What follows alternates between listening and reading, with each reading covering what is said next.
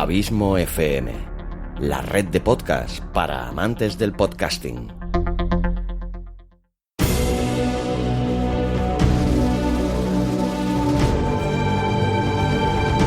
Una producción de Abismo FM y Lorincisus, creada para todos aquellos que quieren disfrutar de su tiempo libre escuchando grandes historias.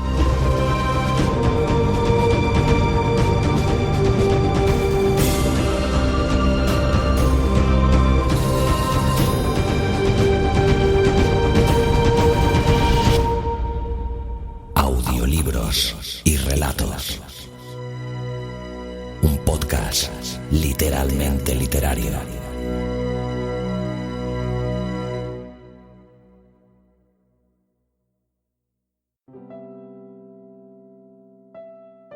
Hola de nuevo, amigos. A estas alturas, probablemente ya sepáis de qué va este podcast, pero por si hubiera algún rezagado y la propia introducción no dejara claro el contenido del mismo, aquí hablamos de literatura. O más bien, narramos e interpretamos obras de grandes autores de la literatura. Yo soy Luis Carballés y junto a Xavi Villanueva producimos este podcast literalmente literario. Para el programa de hoy hemos elegido a un autor que no deja indiferente a nadie. Se trata de Ambrose Bierce. Ambrose Bierce fue un periodista y escritor norteamericano que nació en Ohio en 1842 y que se cree que murió en 1914. Sin embargo, la fecha de su muerte es ciertamente desconocida, porque desapareció tras partir a recorrer los campos de batalla de la Guerra Civil de Estados Unidos. El relato elegido para hoy es El solicitante, en el cual se nos presenta a un anciano que pide plaza de ingreso en un centro de acogida para personas mayores. El lugar ha sido edificado merced a las donaciones realizadas por el filántropo Amasa Aversus, antiguo mayorista de té y otras sustancias. Para este relato hemos podido contar con la colaboración de Moisés Pérez Asensi, como ya sabéis, un gran actor de doblaje amateur y que podéis disfrutar de sus creaciones en su canal de YouTube, el cual tendréis puesto en la página web. También hemos podido contar con Tony López. A Tony López ya lo conocéis de haber trabajado otras veces conmigo en otros relatos, como por ejemplo Ajedrez de Jell Askildsen. Bien, amigos, pues os dejo con el relato. Que lo disfrutéis. Hasta el próximo programa.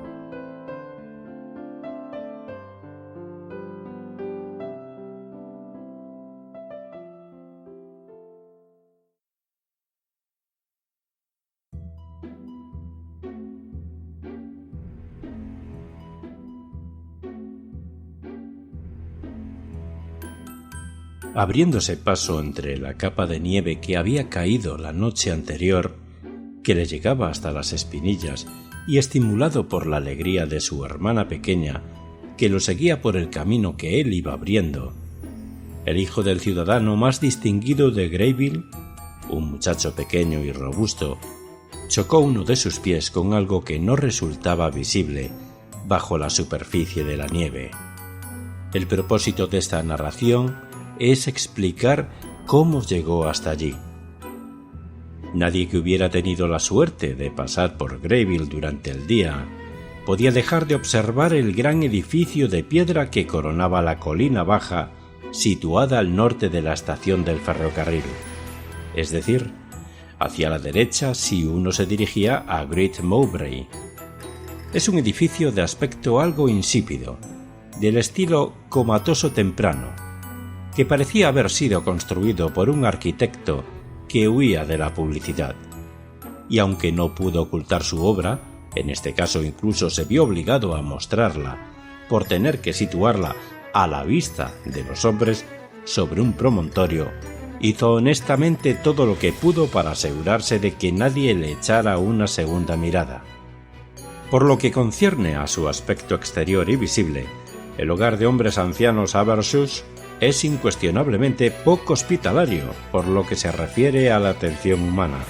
Pero es un edificio de gran magnitud que costó a su benevolente fundador los beneficios de muchas cargas de té, sedas y especias que traían sus barcos desde los bajos fondos cuando se dedicaba al comercio en Boston. Aunque los gastos principales fueron los de dotar el edificio de todo lo necesario, esta imprudente persona había robado a sus herederos una suma no inferior al $500,000, de los que se deshizo con donaciones desenfrenadas.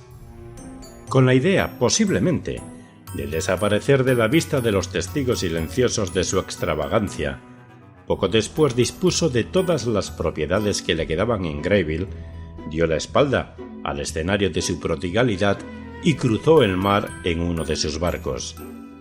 Las murmuraciones, que parecen obtener directamente del cielo su inspiración, afirmaban que fue en busca de una esposa, teoría que no era fácil de reconciliar con la del humorista del pueblo, quien aseguraba solemnemente que el filantrópico soltero había abandonado esta vida, es decir, se había ido de Greyville, porque las doncellas casaderas se lo estaban poniendo demasiado difícil.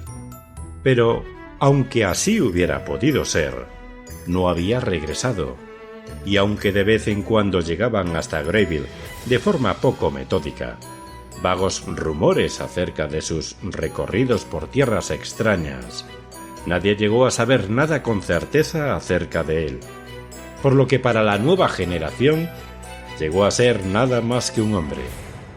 Pero sobre la puerta del hogar de ancianos, la piedra gritaba ese nombre.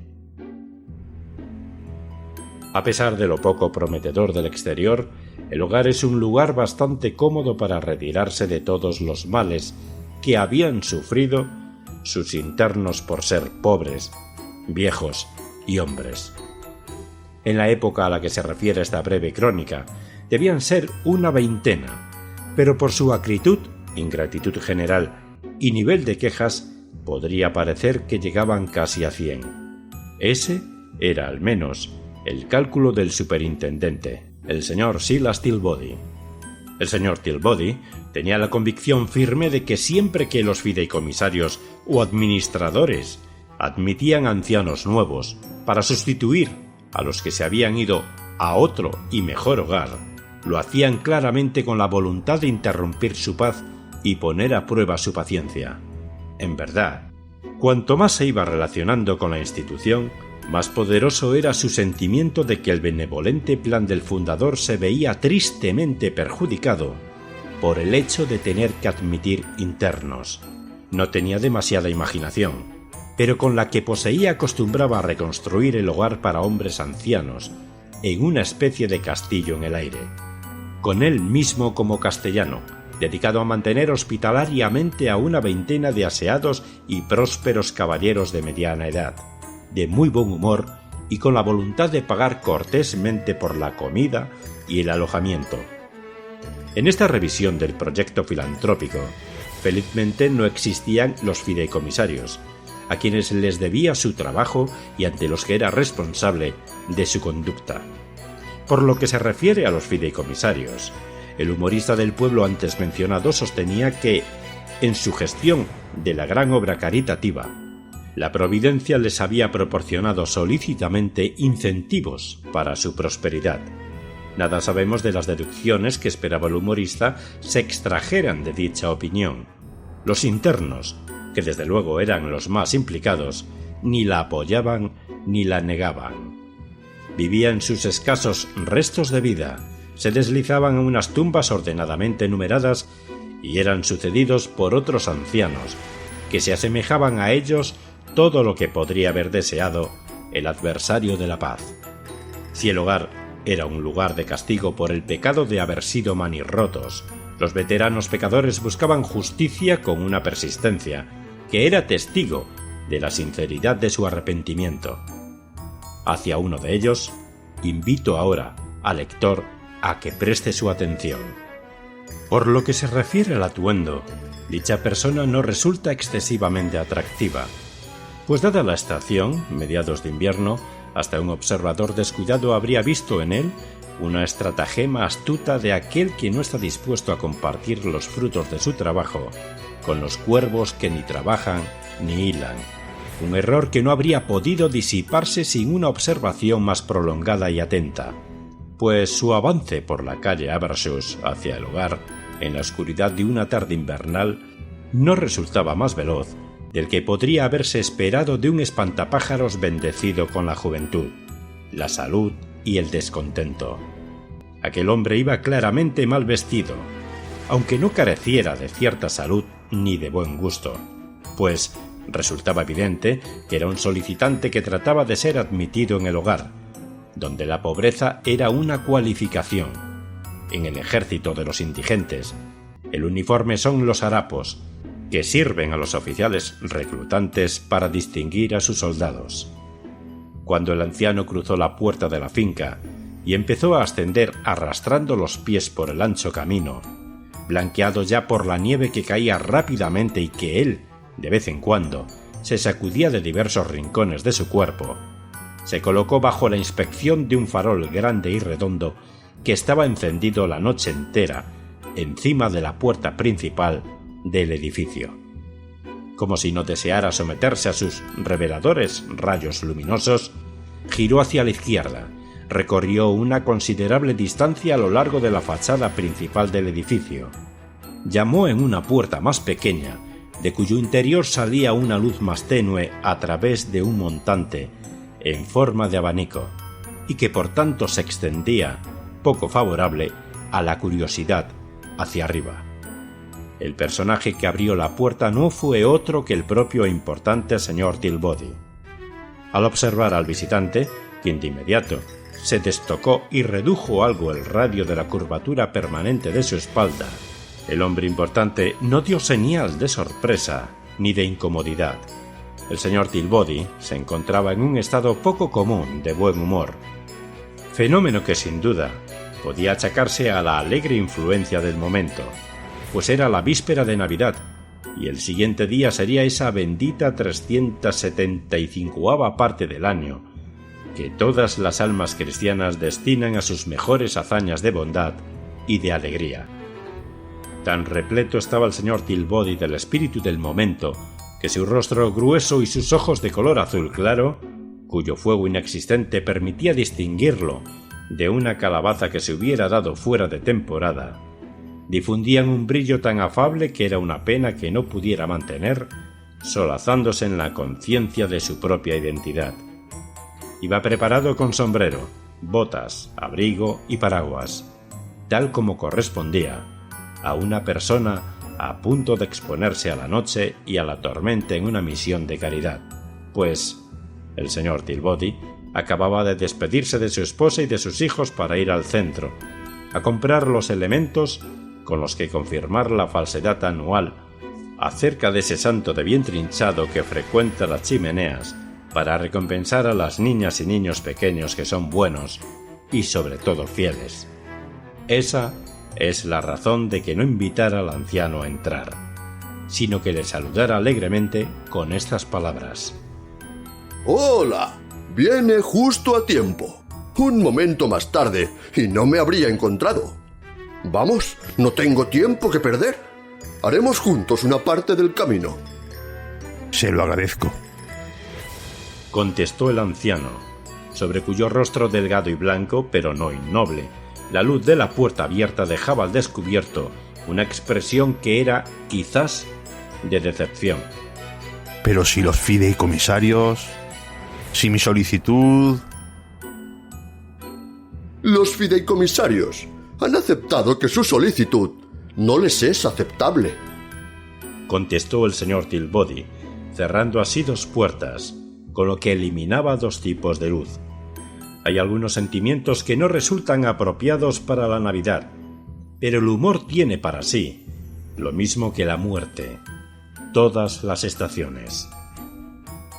«¡Ay, Dios mío!», gritó el anciano, en un tono tan ronco y tenue que la invocación resultó cualquier cosa menos impresionante, y al menos a uno de sus auditores le pareció ciertamente algo ridícula. Al otro, pero este es un asunto que los profanos no tenemos suficiente luz para exponer.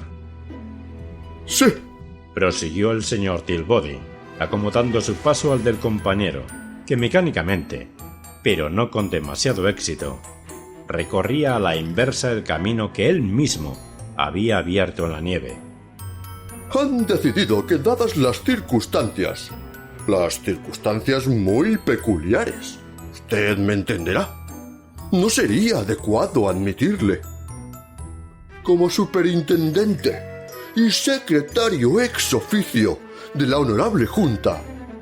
Tal como el señor Tilbody pronunciaba claramente su título, la magnitud del gran edificio, visto tras el velo que formaba la nieve al caer, parecía sufrir algo con la comparación. Es mi deber informarle que, con las mismas palabras que el presidente, el diácono Biram, su presencia en el hogar resultaría, repito, que dadas las circunstancias, peculiarmente embarazosa. Consideré que era mi deber someter a la Honorable Junta la expresión que me hizo usted ayer mismo de sus necesidades, su condición física y las pruebas que la Providencia ha tenido bien a enviarle, y hasta el esfuerzo de presentar personalmente su petición, pero tras una consideración cuidadosa, y me atrevería a decir suplicatoria de su caso. Y confío que también algo de esa gran capacidad para la caridad, que es apropiada a esta estación, se decidió que no estaría justificado hacer nada que probablemente dañaría la utilidad de la institución que se ha confiado por la Providencia a nuestro cuidado. Mientras hablaban, había salido ya de los terrenos del hogar. El farol situado frente a la puerta resultaba apenas visible por causa de la nieve. Se había borrado ya el rastro anterior del anciano, y éste parecía inseguro con respecto a qué camino debería seguir. El señor Tilbody se había adelantado un poco, pero se detuvo y se dio la vuelta hacia él, pues no parecía deseoso de perder aquella oportunidad. Dadas las circunstancias, la decisión... Pero el anciano resultaba inaccesible a la capacidad persuasiva de su verbosidad. Había cruzado la calle hacia un solar vacío y seguía avanzando en una progresión bastante sinuosa hacia ningún lugar en particular, lo cual, puesto que no tenía ningún lugar en particular al que acudir, no era un procedimiento tan irrazonable como podría parecer. Y así es como sucedió que a la mañana siguiente, cuando las campanas de las iglesias de todo Greyville sonaban con la unción adicional que era apropiada al día, el robusto y pequeño hijo del diácono Biram, abriéndose en camino por la nieve hasta el lugar de veneración, golpeó uno de sus pies contra el cuerpo del filántropo Amasa Aversus.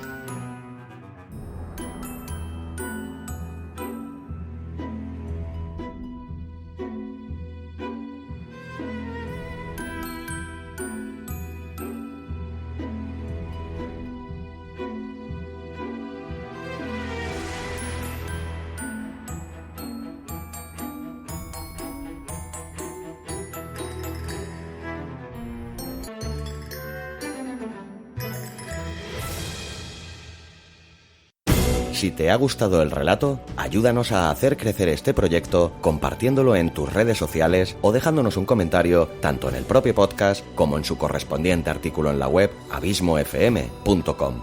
Te recomiendo también que te suscribas al podcast sea cual sea la plataforma desde la que nos escuchas. Es totalmente gratuito. Si crees que nuestro proyecto es interesante, déjanos un tweet dándonos tu opinión con el hashtag audiolibros y relatos. Para seguirnos y comentarnos, sugerencias y peticiones, nos encontrarás tanto en Facebook como en Twitter, como Abismo FM y Lorincisus respectivamente. Audiolibros y relatos. Un podcast literalmente literario.